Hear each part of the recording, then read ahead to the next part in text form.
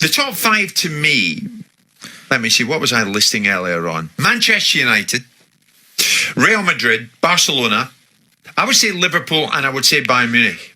Well, the barometer is often considered to be Forbes for the rich list. If we're talking about biggest clubs, elite clubs, then 1, Barcelona, 2, Real Madrid, 3, Manchester United, 4, Bayern Munich, or the other way around, and 5, Liverpool. There's your top 5. So we're right with the top 5. And where do PSG feature? They feature 9th in the Forbes list this year, behind Arsenal. Would you believe it or not?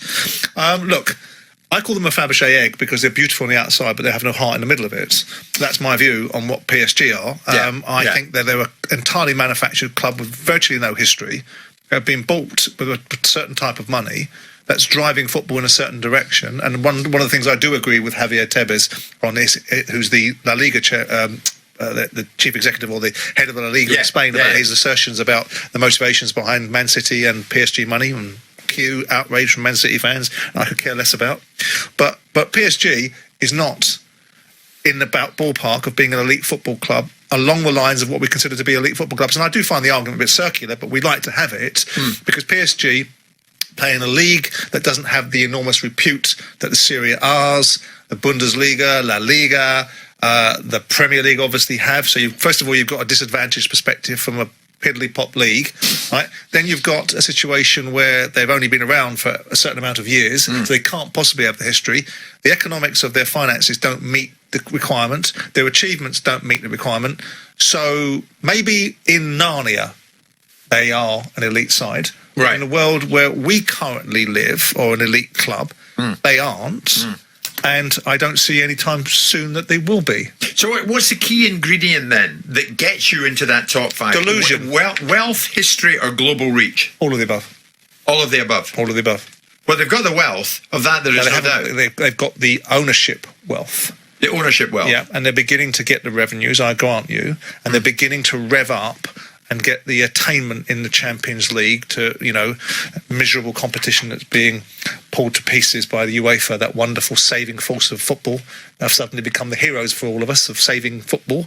That tournament has been expanded much to the horror of most clubs. They're beginning to have a bit more attainment in that, and they still haven't won it. But they've got a manager that hasn't won anything. Going in there with a lot of potential. Eventually potential has to become realised, doesn't it? Otherwise it'll just always be potential. Right. He's potentially a good manager. Well, okay, 10 years later, is he still potentially a good manager? He needs to win something at PSG.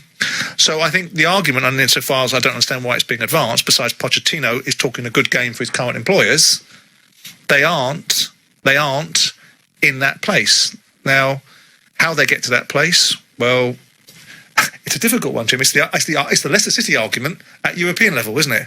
It is. Except this is an ugly mutated environment of it, because this is a pile of money, oil money, being piled behind a football club to manufacture into something that the other clubs naturally, to some extent, are. It's interesting. Dave Keane, one of the first, and there are a few now, right all over you this lunchtime. But Simon, make no mistake, PSG fans are passionate. Having seen them many times before the Arab money came in, the fans are as intense as many English clubs. You're wrong here, Simon. You do the real fans a disservice. Passionate team, passionate club. Sorry, I don't know any football fans that aren't passionate. That's not a qualification for being an elite football club. Then on that basis, every football club would be an elite football club because every one of their fans are passionate. But Fabergé Egg Club suggests they're something of a plastic club. Well, I think they are in terms of their attainment when it comes to operating at the highest level. Is that fair? I think it's a bought and paid for football club. Yes, they were, of course, a football club that had fans that supported it. Otherwise, they wouldn't exist. But they have become a different kind of... Manchester City are a similar type of club, but with far more substance than PSG, far more history, far more meaning, far more achievements, far more base to refute some of the observations that people like me make about what they are and what they aren't. There's far more credential behind Man City that fall into the same category as PSG because of the style of their ownership. But Man City have far more right to be outraged at me saying that sort of thing than PSG do.